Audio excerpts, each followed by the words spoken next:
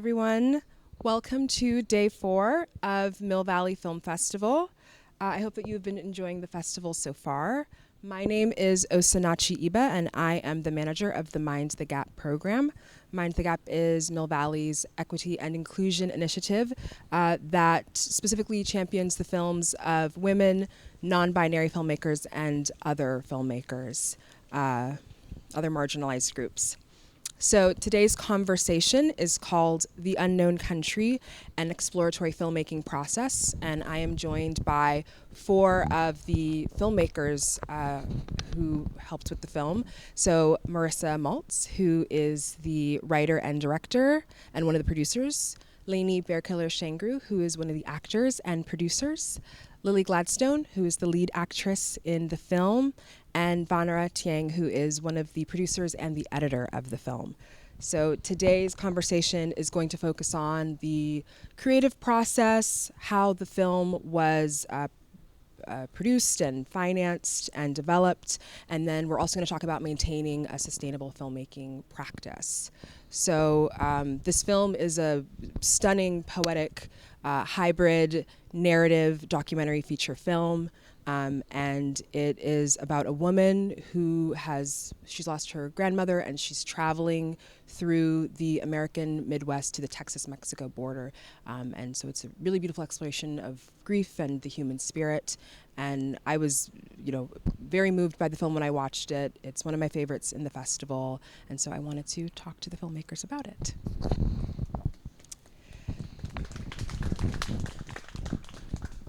So, like I said, the title of this panel is An Exploratory Filmmaking Process. Morrisa, you described your filmmaking process as exploratory. And each of you, Lily, Lainey, and Vanara, engaged with that process. So through the lens of your specific discipline, each of you guys, can you tell me what exploratory filmmaking or an exploratory creative process means to you?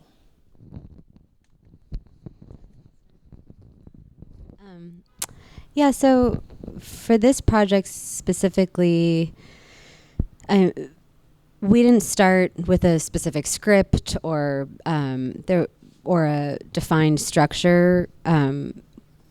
We started with some loose ideas from road trips that I had been doing throughout the Midwest and people that I was meeting that I was interested in and started to love along the way. And that was really the beginning of the project. And then we built a treatment off of that, and I began talking at that time with Lainey and Vanara at the beginning about ways to make this film. So from the beginning, we didn't define what it was. We were learning what it was as we went along. And as cheesy as it kind of sounds, like we allowed it to kind of take on its own life, which was part of the exploratory. Yeah. Okay. And then for you guys, can you talk about what that process was like through the lens of your discipline? Yeah, I really liked, I'd seen just some test footage Morrisa had sent when she was approaching me about playing who we sat down at breakfast and named Tana, my first day of shooting. And I got a really clear sense that she knew what film she was making, but also wasn't going to choke her narrative out of it, which is really important, I think, when you're doing work with real people. And I mean, as an actor, I really like the improvisation, writing on your feet with a company process. I'd done quite a bit of that with friends. It's not what makes money, but it's what keeps you going, renting out art houses and, gallery basements and just getting together and making shit up. So it's creatively, I wasn't, and actually creatively it terrified me, which is kind of why I wanted to do it.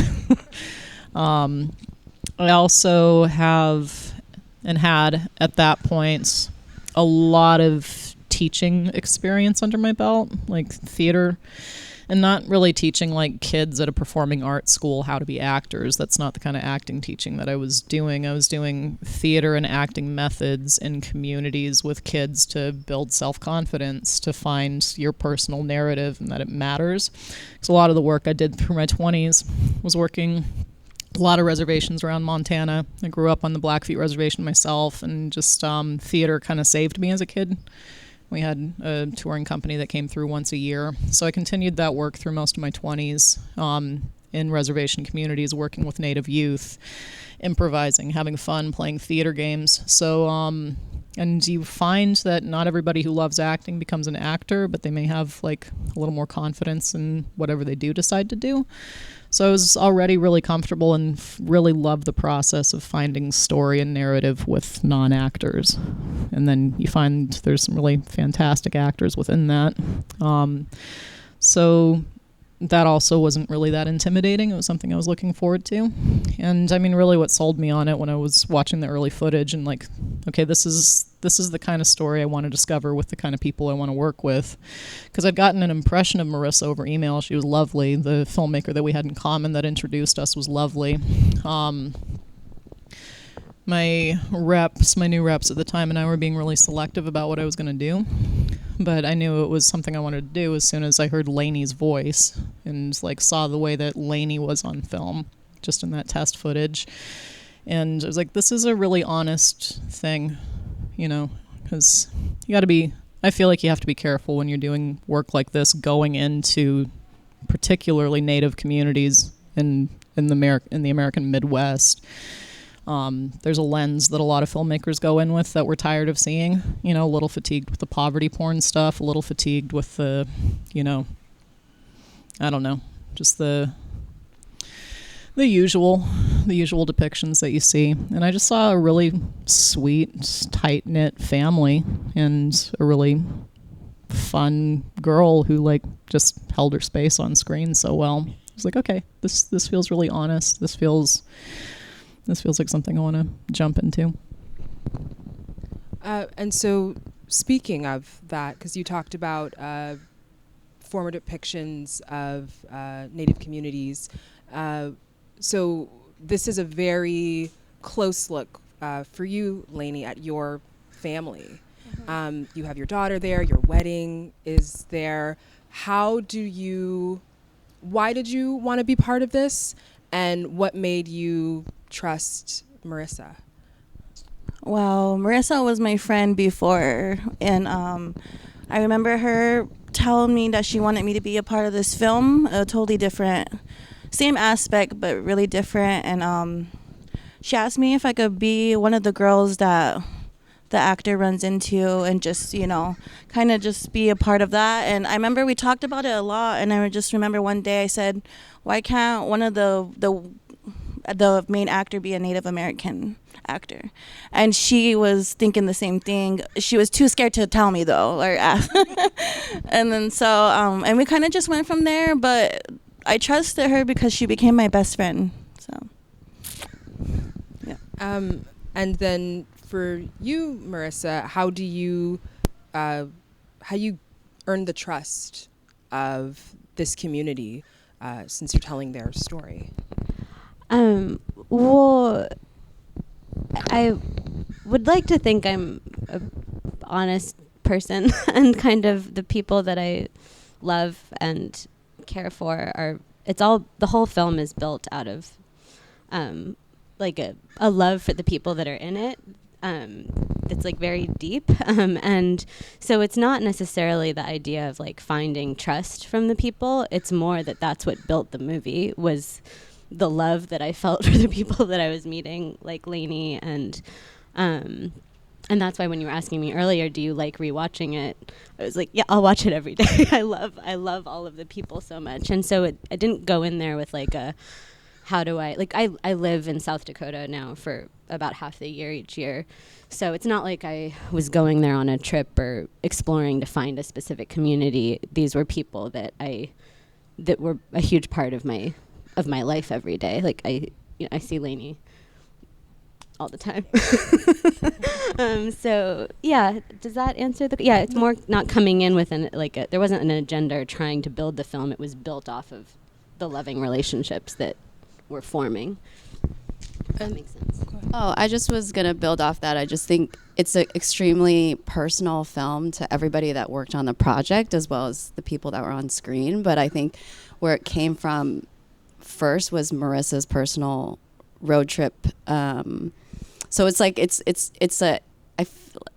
I was like trying to think of a word of what it is to like make these stories, and I was like, it's a collective authorship. I heard that somewhere, and I was like, I feel like that sort of defines how we all tried to work together. But it did come from this like Morrisa showing me footage of, because we were talking, because we've done projects together in the past, and she's like, yeah, I'm just like on this road trip, and she was interviewing outsider artists, so she just likes meeting people. And I think she was like, I'm trying to figure out a way to integrate these other people I've been meeting in, you know, in your neighborhood, that like fascinate you, and how do we structure something around the human beings that like, you know, sort of surprise you and you fall in love with. So I don't know if that. No, and I think in general part of it too is like, once we started working on once the ideas for the film were forming and it was moving, like the process of it is, the collective authorship is a good way to put it. Like the joy of it is us all making it ours in our own way, but it's stemming from that original road trip and meeting the people. But after that, like that is the joy of this process, was everybody putting in their part and sharing their ideas for the whole course of the project. And that's why it also feels so personal to all of us.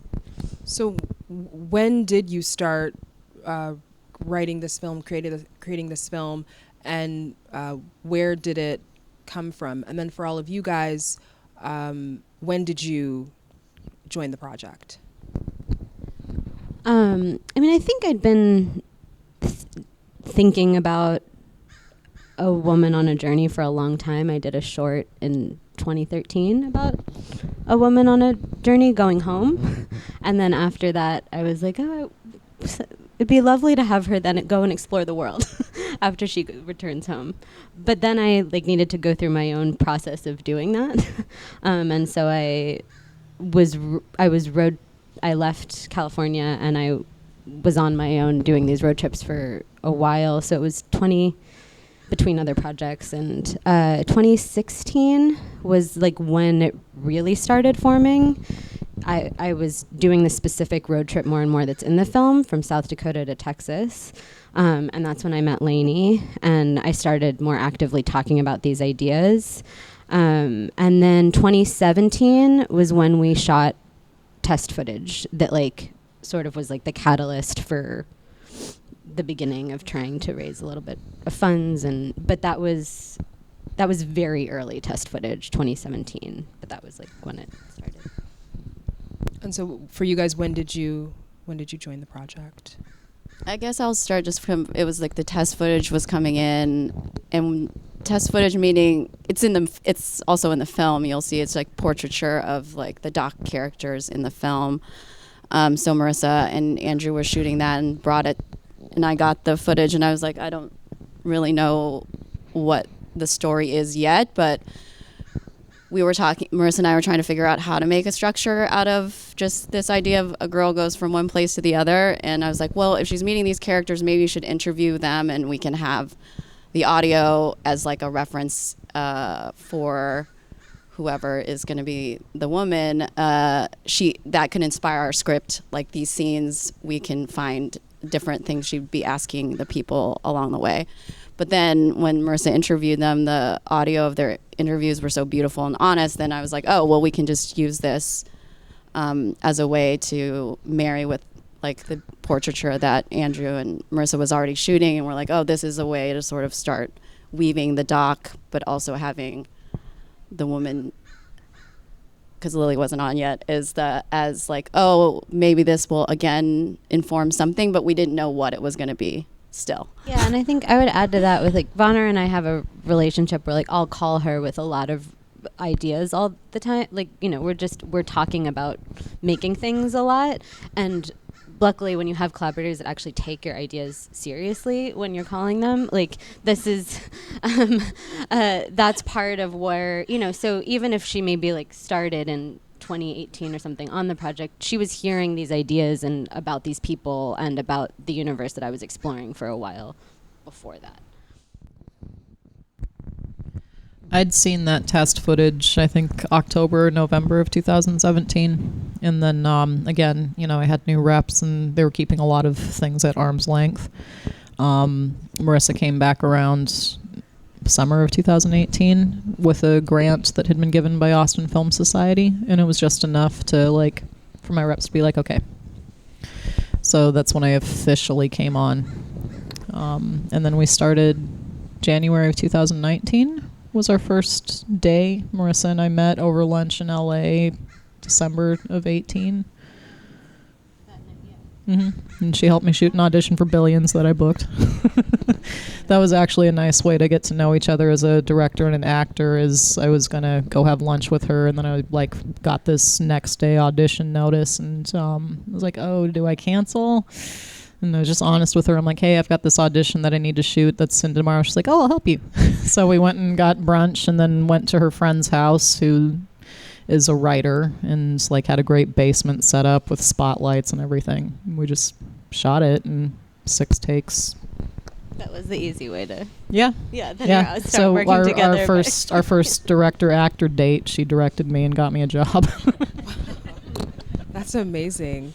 When you joined the project, was it a hybrid? And if so, when did you know that that's how you wanted to make the film? It was. There was another actress initially that had kind of etched out what the character of Tana looked like, but it's one that I understood. As I grew up on a reservation, but I moved to an urban location. I moved to Seattle when I was 11. And the actress who actually in the film, when you see it, is the grandmother in the photos. So she's still in there. It was just a couple of things production-wise. She didn't have a driver's license, and this is a road trip movie. And she was young. She was 21, which is, you know, this kind of journey is one that you expect to see somebody who's a little bit older take. 18. She was 18. But anyways, she had talked about just kind of her experience of being Lakota, right? Yeah. And her Rosebud. relationship with her grandmother. Rosebud, right. And her Yeah. relationship with her grandma growing up in Minneapolis. So that's where that aspect of Tana's story came in. And there's a lot that I understood about that, and we flushed out. And there's, I mean, tip of the iceberg you see in the narrative, and there's whole stories that are created underneath it. So in that way, it was kind of a hybrid for me. There were parts of like my family history that I was able to integrate into all of it, but imagined, you know, what if like dad wasn't a part of my life? What if mom was like overbearing? What if, you know, just those little tweaks that you make, and it's kind of what person that would form, and then losing the one person that you depend on the most. But yeah, there was it was definitely hybrid at that point. You had footage of Dale. I just like all of the little documentary elements I saw were very much putting a camera on people who are interesting and being interested in them, and then letting them talk about whatever they wanted to. And I really liked that. I really liked that approach. And that's sorry. Oh no, that's fine. It's I mean, it didn't feel like a judgmental lens at all, and felt like a safe space to go create in. Yeah, no, I was just gonna say in response to that too, like the ability to notice that, like when I look back at the beginning of the process, like I don't remember how I fully believed in it. So then the fact that all of these amazing people jumped in and saw something, like there was enough of something to trust it and try to make it, like that to me is where I get a little bit goosebumpy, because somehow like we all had a similar sensibility where we could see something, but we didn't know what it was yet, but we were ready to explore what that could be. And so then as you're creating it, like what is that process For you as the director, and then both of you guys who incorporated the story, what is that process of you're writing a script, you're exploring a character, but then you have these sort of sketches of these documentary characters. How do you balance that? When do you know this is where I want to incorporate this character? How do you find those people?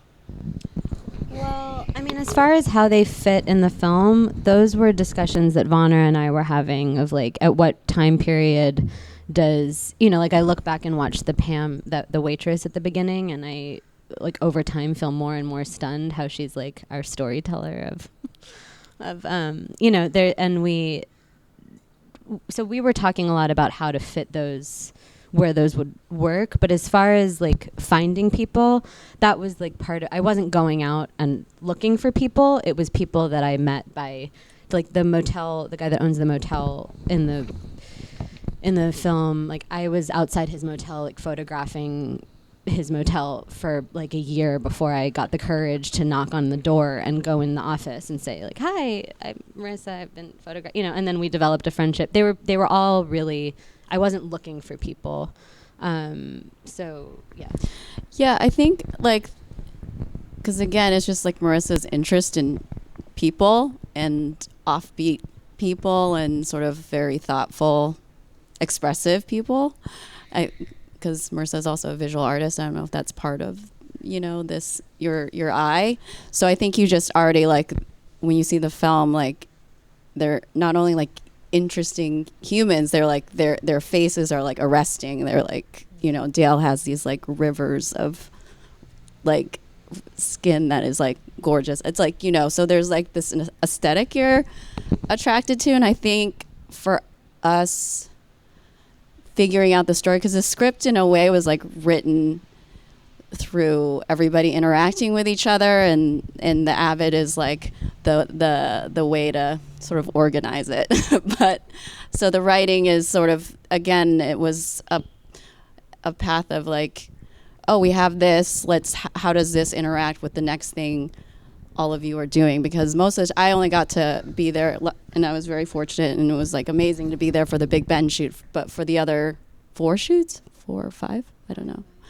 I was in LA where I'm based, and Morrisa and Lily would have like short conversations, but they were just doing their thing, and I just, respond to whatever they're bringing to me. And I think that's kind of, and then the Avid, like whatever I was working on the Avid and showing Morrisa, and I would pass it back and forth, and we would sort of, that would help inform something for the next go around. It might be important to say we were also building it, like we shot for 2 years and we shot sequentially. So we would shoot we shot the beginning of the film, we went back and edited it, we shot the next scene, we figured out the film, like we had an overall plan, but we allowed it to shift and learned what it was each shoot. So we started shooting like officially kind of in 2018 with the test shoots that are in the film, and we finished in 2020, and we would have a quarter of a movie, then the half of the movie, and it also helped with fundraising to do it that way for us because we didn't have money to start. And I was also going to say that as far as like Lily also was intuitive enough to understand who, create Tana as she went and sort of understand who she was supposed to be and what was supposed to happen in each scene, even though there wasn't a script. She understood the motivation of what her character was supposed to do to just get to the next thing. So a lot of the writing was also just in those scenes was Lily's understanding of what was supposed to happen and making sure to guide the scene to wherever we needed it to go, which like as I watched it happen was insane to watch, because Lily was working also with non-actors or with first-time actors, whatever you would call it, and so just that a lot of that did rely on Lily to make sure we kind of got it there.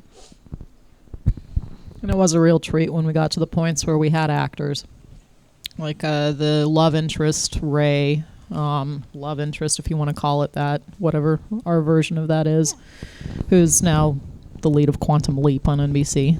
So happy for him. Ray is an incredible improvisational actor and just a great guy and easy to be around. So it was it was pretty easy to etch that out.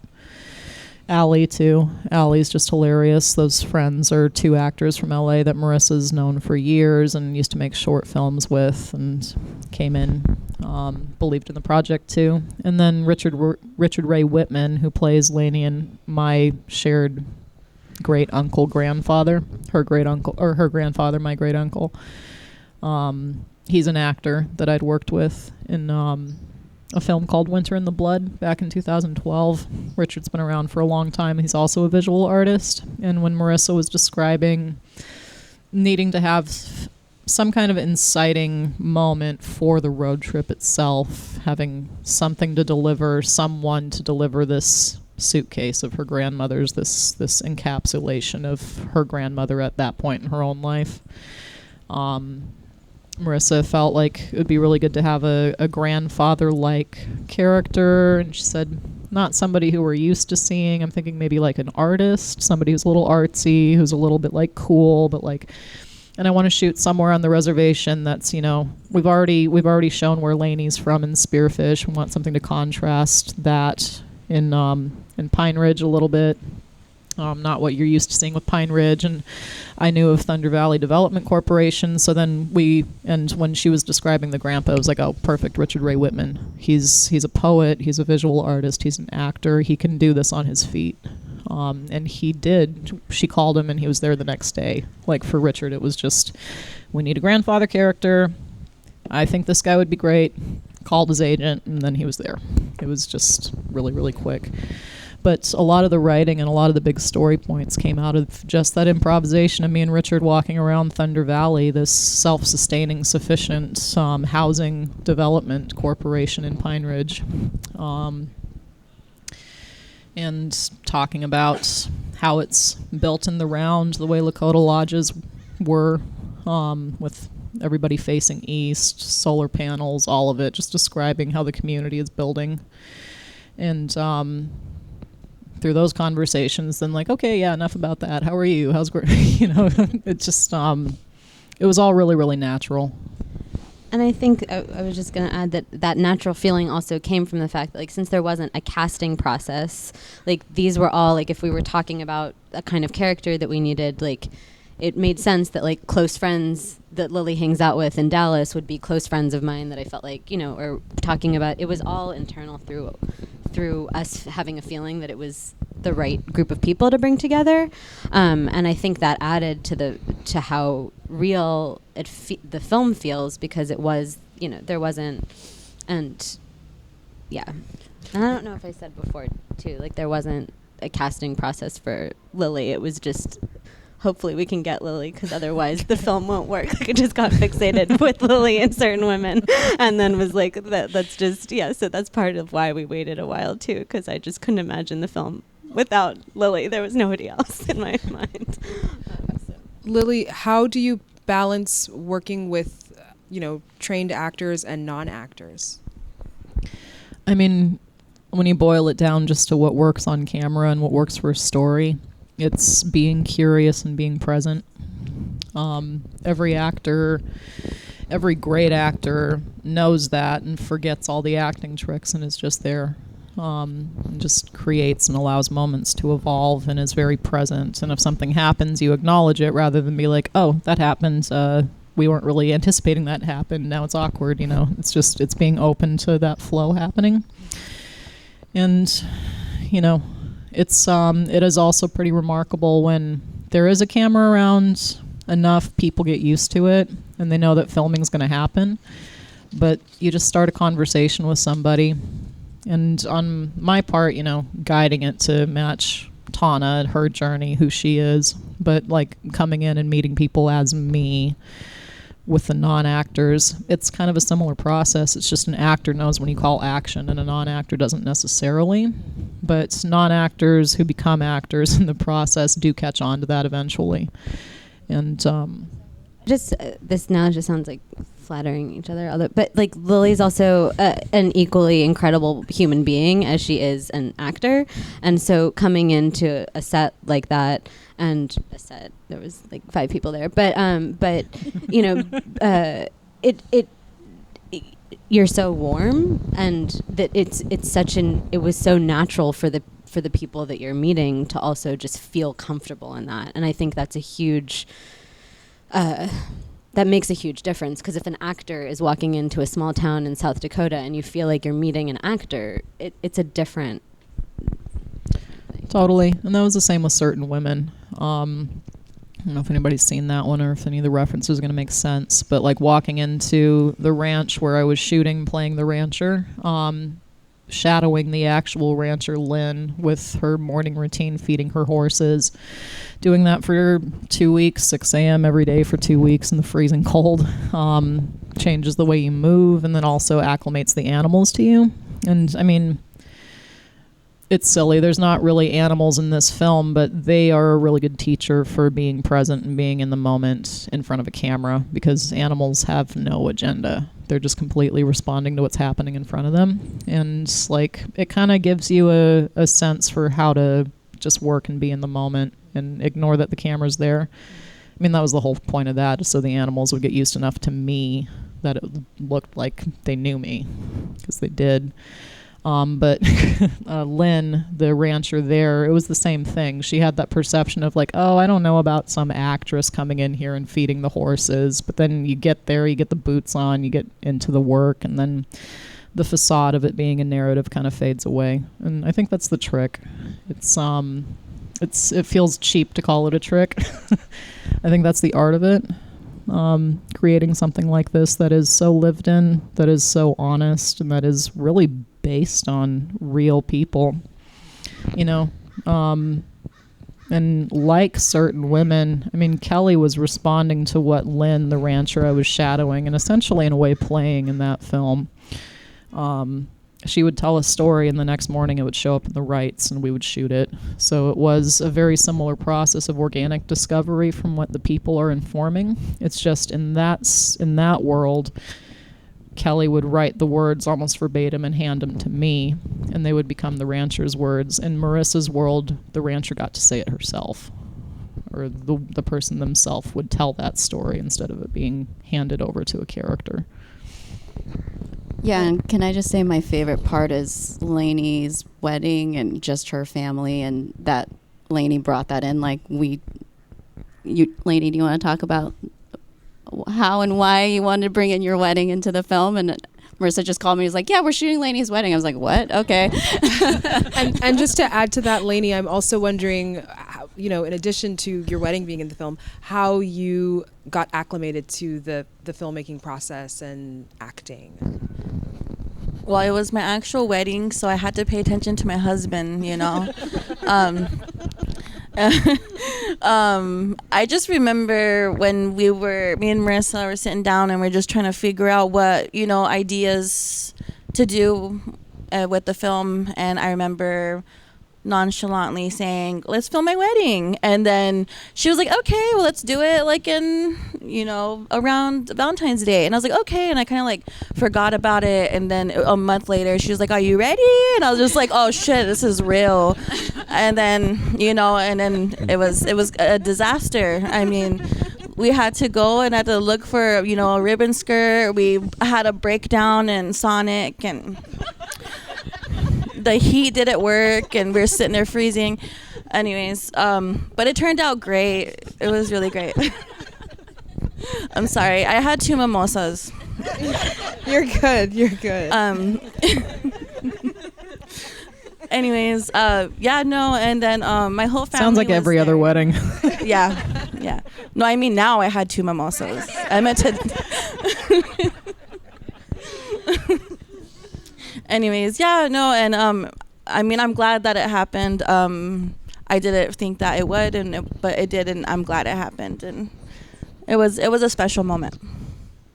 Were there conversations with your family? Because there's that scene in the bar where you know, the family's talking and Lily, you're there, and the camera, the way it's moving, it's just sort of like moving around and very fluidly. And so specific to that scene, and then just moments like that, were there conversations that you had, Lainey, or that you had, Morrisa or Lily, with your family to prepare them for that moment? And those.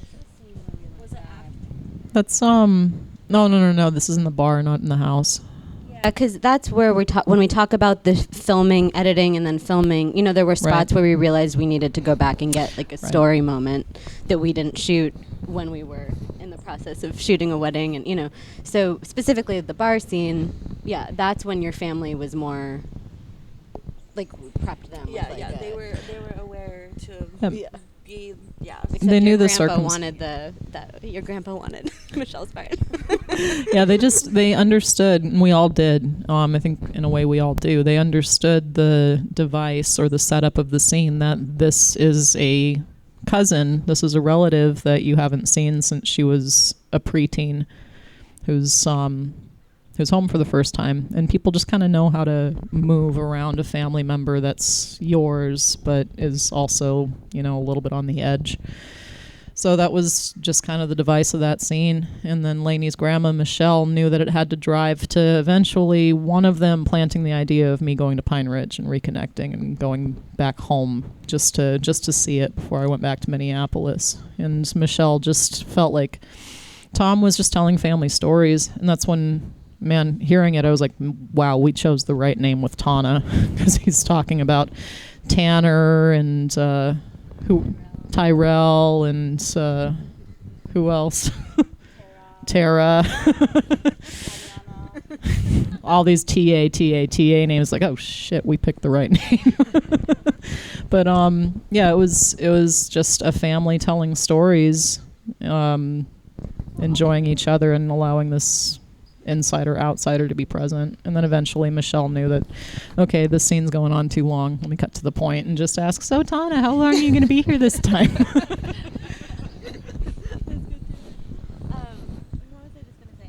Also Lainey's grandparents are huge independent film fans. They watch everything, and you know, they're always recommending a Fellini movie I haven't seen, you know, like, so I think they also intuitively understood what was happening, because they're fans of this type of work. And so then I want to go back just to the editing, Vanara, to talk about just specifically what it's like to edit a hybrid film and find the rhythm of it. And did you find that to be challenging, or did you find it to be liberating, or both?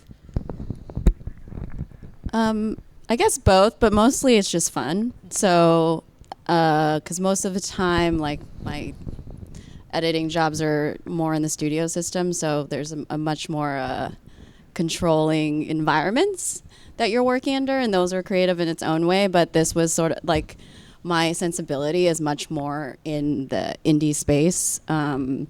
So I think that's how Morrisa and I connected, is just that we just like experimental weird stuff, and I don't get to do that often in my the majority of my work.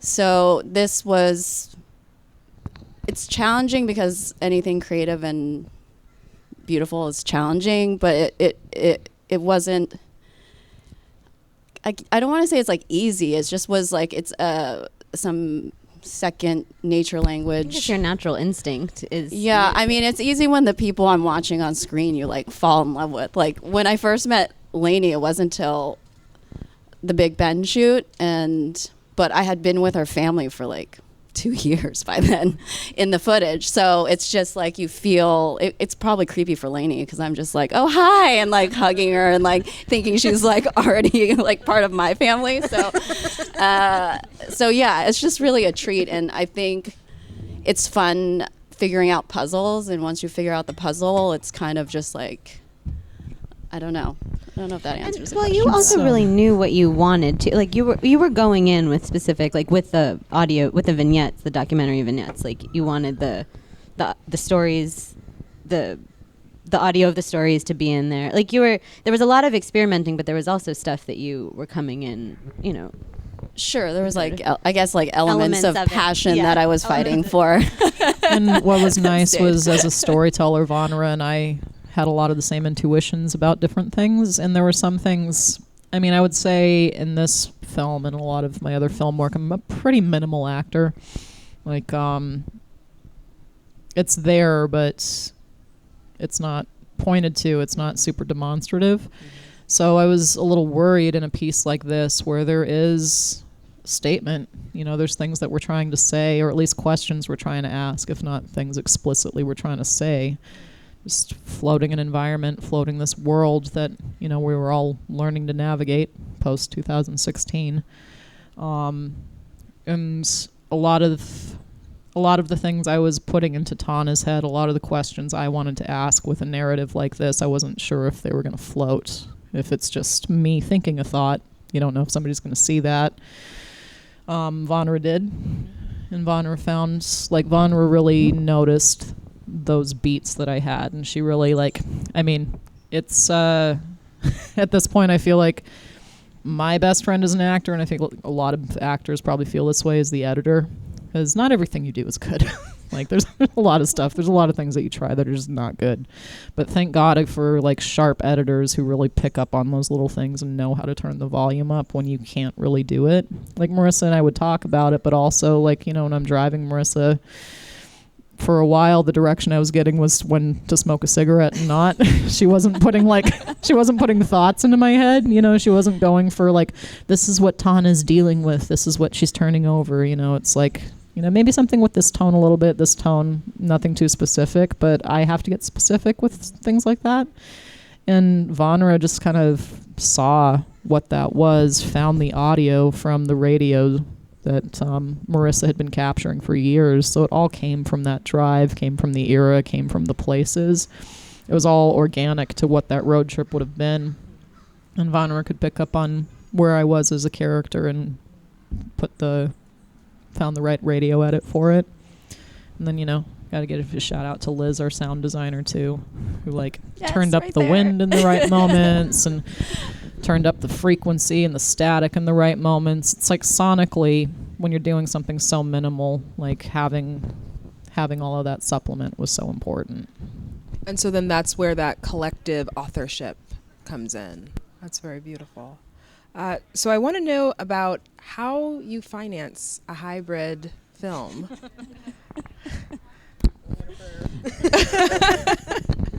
We were all sitting around earlier, and I had to practice a sentence because I was saying that I blocked it out so harshly that I actually don't remember most of it. With something like this, we didn't have a script. Also, there are ways to get stuff financed more easily if you're not just talking about an idea.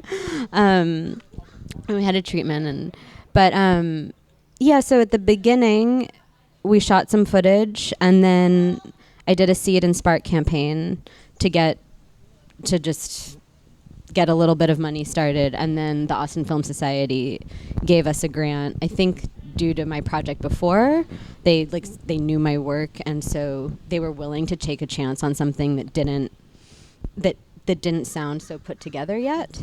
So we started production with a little bit of money from Seed and Spark and the Austin Film Society grant, which was very minimal at that time. And then for the majority of production, I, was running around to restaurants and asking for free meals. The amount of directing I got to do when we were shooting was not a lot, because I was also on set trying to figure out how we would get free food. And this is why I'm so bad at talking about this. It was hard. It was very hard. It was very, very hard. And then finally, when we had, I put stuff on credit cards, then I got married, and my husband was like, "What is this?"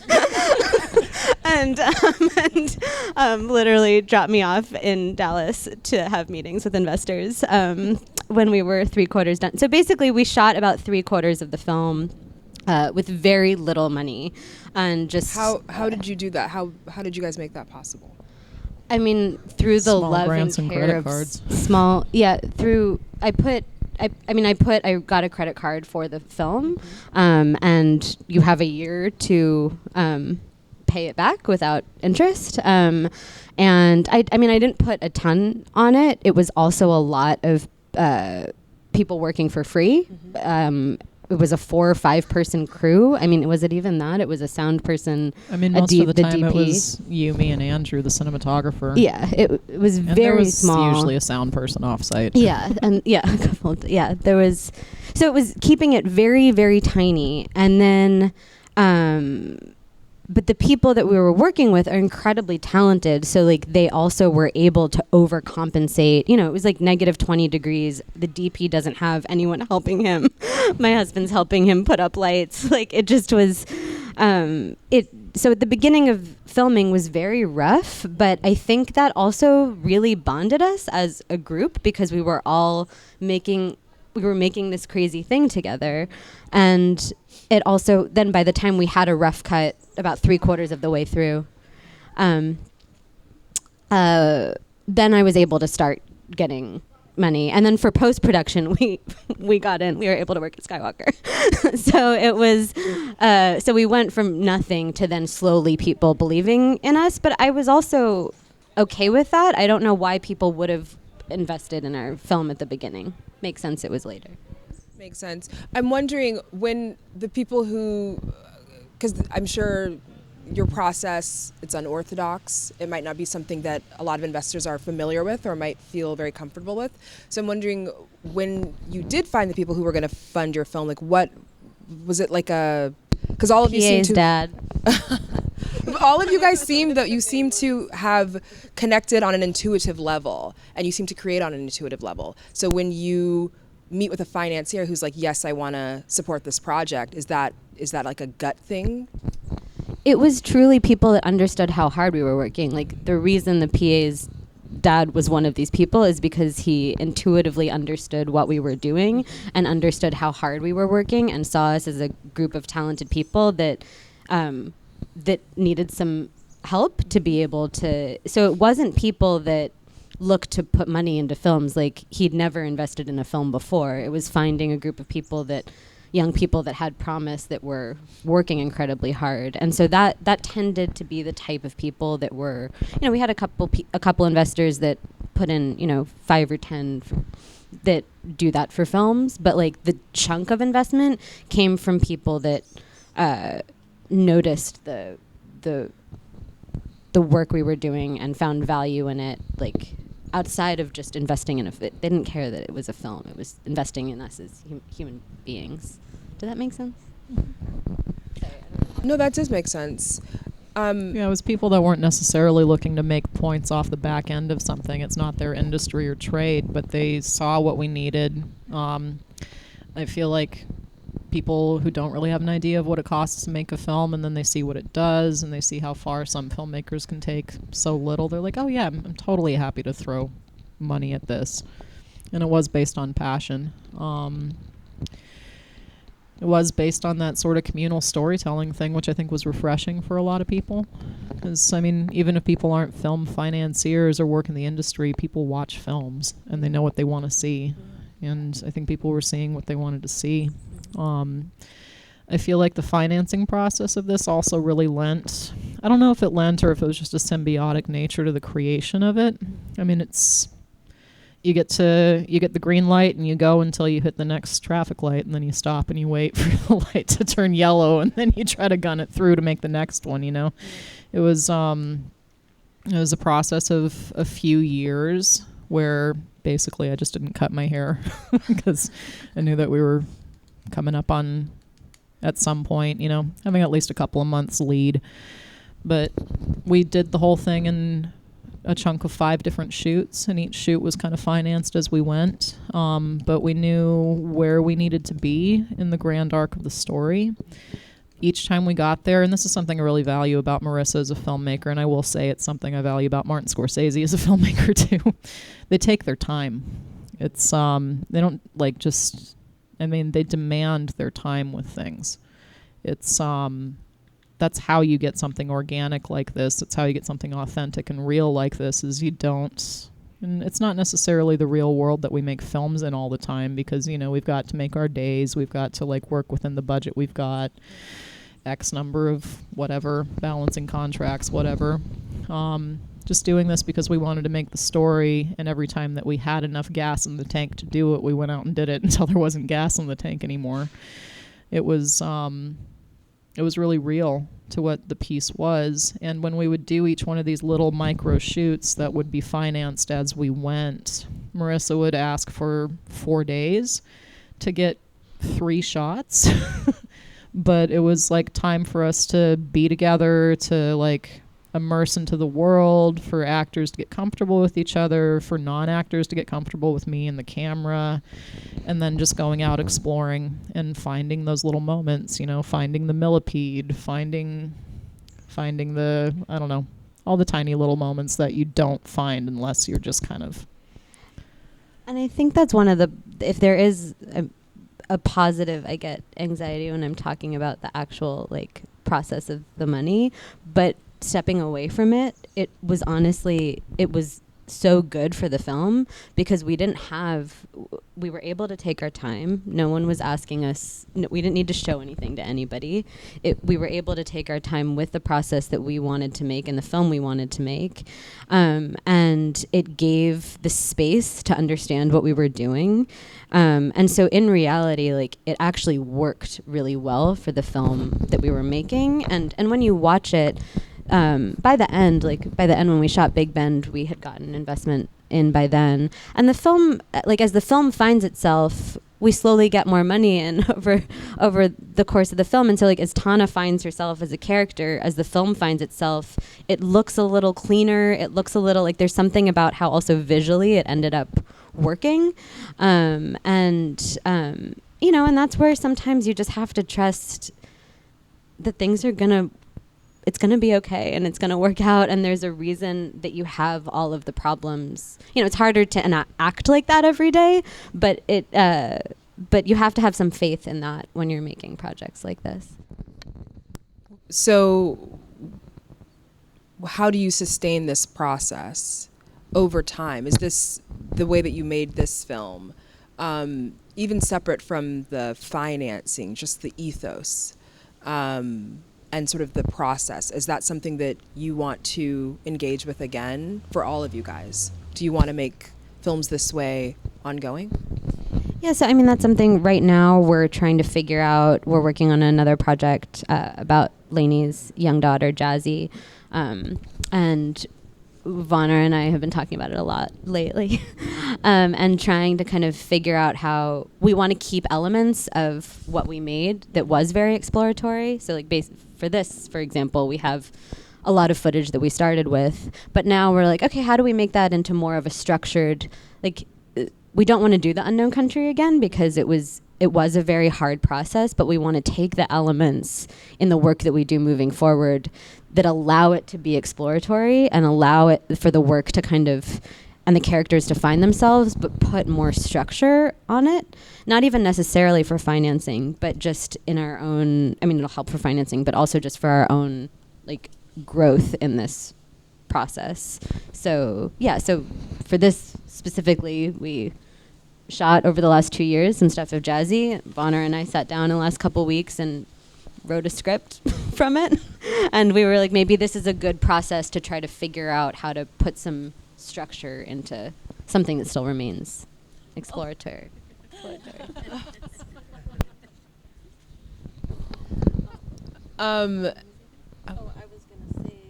Whenever we shot Jasmine for the unknown country, it was her birthday. How old was she again? She was 6, and now she's 11. So we have a bunch of tapes of her that are not in the unknown country. So we're hoping to use that, and then and use what we're doing now and make it into something great. Yeah, that's all I have to say. It's really cool that the unknown country created a little actor. Like, Jazzy took to it really quickly, and now it's what she wants to do. Tell me when to action. It's like her favorite. So do you guys want to do another hybrid film? Would you do another hybrid film? Is that what this next film is going to be? No, this would be a narrative, but the process is hybrid. You know, the process is hybrid. We're taking Jazzy's real stories and her life as a child and the stuff she tells Lainey writes it down. We kind of have this process that comes from real life. But even the hybrid nature of the unknown country, we didn't set out to make a hybrid. That I don't think that was ever a conversation Vanara and I were having. It just is how the nature of where the process took us.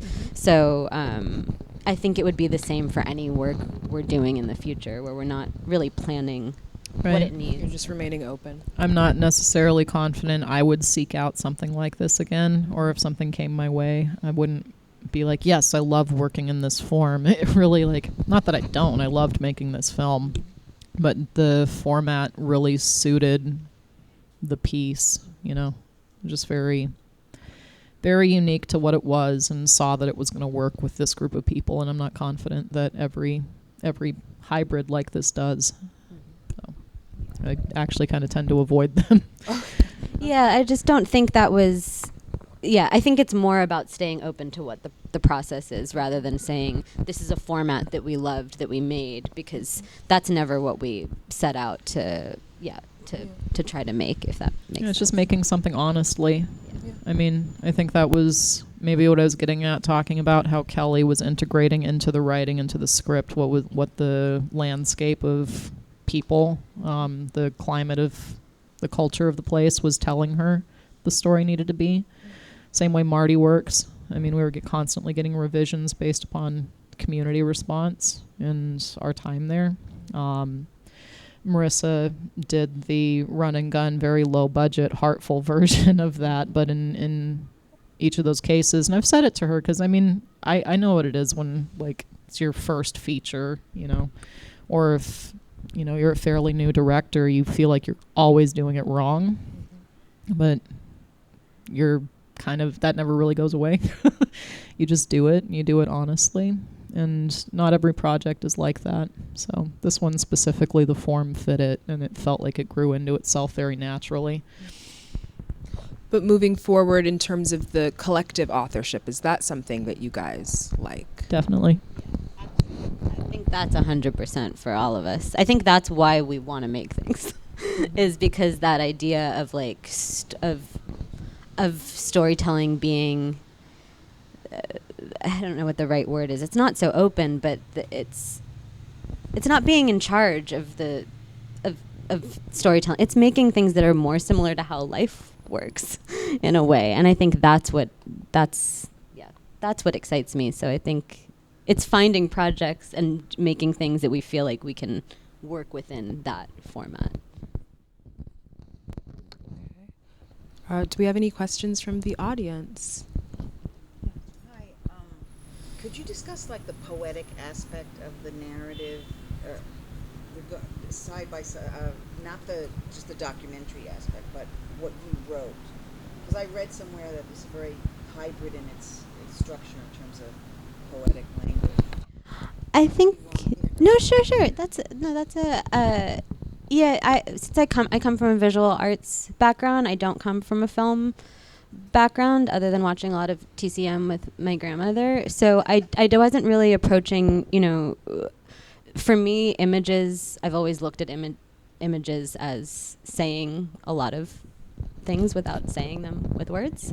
And so that naturally was a part of what the film was. Like, I was also photographing in all of these areas for a long time before we made the film, and, you know, the landscape takes on its own language, and the imagery of those landscapes is so powerful in its own storytelling. So we never had a conversation about this being a poetic film. It's just how it sort of was natural. Yeah, and I think some of that came from working with, to me, the strongest poetic elements of it that you could point to and be like, okay, this is referencing itself again. This is a cyclical sort of a beat. There's a structure here. It looks written. It looks very written.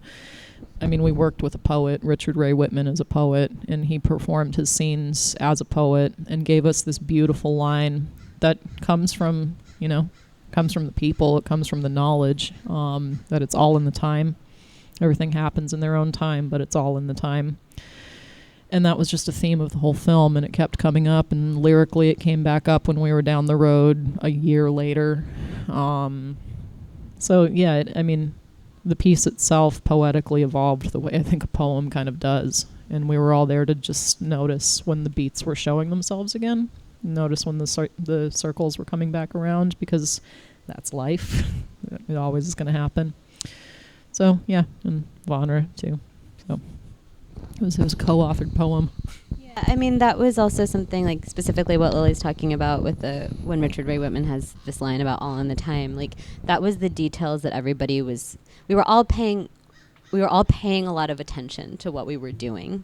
And so, you know, Lily picked up on that line all in the time. And then a year later, when we're shooting in Dallas, it's 6 a.m. We'd been shooting for 20 hours. And there's a mention of time in the car, and she rounds it out with a line that she came up with, mentioning time again and saying, it's our time. Quoting my grandpa, because it's something he said that stuck with me as an actor, as this is something my grandpa would say that would stick with me as a person at this point in my life. And it was like, I wouldn't say it was easy, but when the moment presented itself to reference that again, it was just there. So I think a lot of that type of deep paying attention to the process of what we were doing allowed for a subtlety that might not have come from, like, pen to paper at the beginning of writing a script, for example. Maybe, I don't know if that's... Yes. I love the idea of a hybrid narrative film project. I have a short post that would probably fall into that category. Sorry, just to repeat, is that given that this is a hybrid film, are you also submitting to documentary festivals, and how do you make that decision? I think we could have. We now do have a distributor, and they'll be making all of those decisions moving forward, so we might end up playing some doc festivals. But we wanted to look... We never called it a hybrid. We did call it a narrative film because, you know, even though there are doc elements in it, they're fictional. They're placed in a story, and they serve a function in the story, and it is still a fiction. And so we didn't really push the doc element in that way. So we it's talked about a lot as a hybrid, which it is, but when we were looking at festivals and starting out that process, we weren't calling it a doc, if that answers your question. Yeah. So when do you decide the thing is in the can and it's out? So the question... What brings you to knowing it's done? The question is, when do you know this sort of film is done, given that it's a hybrid film? And what's the second part? Okay. Maybe when like 3/4 of the creative is like, no, it's done. We have it. I mean, that's literally, that was me on a call with Vanara being like, no, one more. No, Morrisa, it's done. It is done.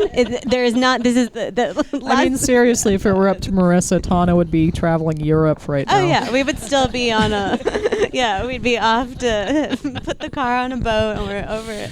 It's, I mean, that level of commitment and love that she has for this story could have propelled it and kept it going, and it could just be like her lifelong boyhood journey with Tana. But like a lot of pieces, it tells you when it's done. Like, yeah. She was the sculptor. We gave her the clay. She sculpted it, and when she saw it was done, it was done. But that's also... And then I got to cut my hair. Yeah, we just it can't go on forever. This process was extremely hard, and you know, it is magical when you see a shot that ended up being the ending shot, and you're just like, this is the moment of the film. I won't ruin the ending shot, since I feel like the movie's playing tomorrow, right, and Tuesday. But yeah, I guess like it sounds corny, but the film will tell you it's done. Or the editor will tell you it's done. Yeah, and it's also having that like love and trust and respect for the people you're working with. Or like when Vanara is like, it's done, I'm like, okay, it's done. I'm not gonna push it any further. You know, that's part of that's part of it, is not, you know, is that admiration and respect that you listen to the people that you love that you're working with. I mean, I didn't really want to keep going forever. Yeah, I think both Morrisa and I were both really tired. Like the finishing of the film, we did it remotely together, and that was even before it was a pandemic. It just was, we were in different places. But there was a time where after Big Ben, when we did have 2 Avids, and I was at her place in South Dakota for like a week, and we did edits there together. But yeah, after a while, you can't just you have to abandon it and just have trust that it's fine. Because you could tweak it forever. You can I mean, basically it's have like it a done. but- painting where like you finish it, you know, and you always look at it and you're like, oh, I could add a brush. Of course, you could keep tweaking little, but you know, it's also stepping Marissa was back and send me string outs of just the grandma car driving and being like, can you use this shot somewhere? Maybe. And I'm like, enough. Do we have any other questions? No? Oh, go ahead. Financing and grants and filming parts. Do you ever get frustrated just like government So the question is about financing and grants, and the gentleman is wondering if you ever got sort of really sick of that process, and we're just like, I'm just gonna shoot this on my iPhone. No, I definitely got very frustrated. I mean, you know, it was very frustrating at times, but the fact that we weren't in a rush and I wanted to try to make what we were trying to make, I wanted to make it the way I wanted to make it, which was working with our DP, whom I love dearly. And I would have waited 3 years for him to be available for a day, and, you know, and so it was, the frustration never made it so that there was a sense of giving up any of what we wanted in it.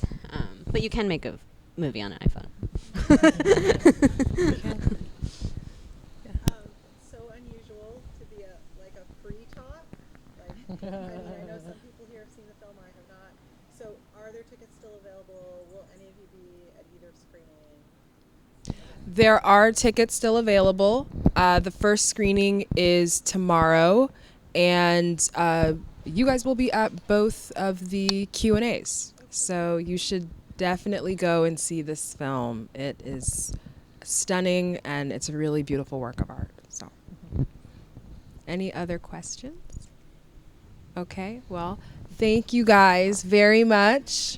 Thanks for having us. Engaging in this conversation and for making this film and sharing the process with us. Thank you guys for joining this talk. And I encourage you to see this film. Like I said, it is screening tomorrow, which is Monday the 10th. And then I believe its second screening is the 11th.